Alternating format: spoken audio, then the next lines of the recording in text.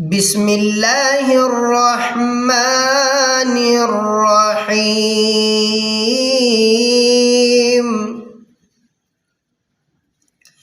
لو كان عرضا قريبا وسفرا قاصدا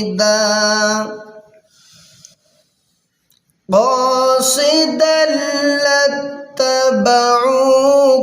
ولكن بعدت عليهم الشقة وسيحلفون بالله لو استطعنا لخرجنا معكم يهلكون أنفسهم والله يعلم إنهم لكاذبون صدق الله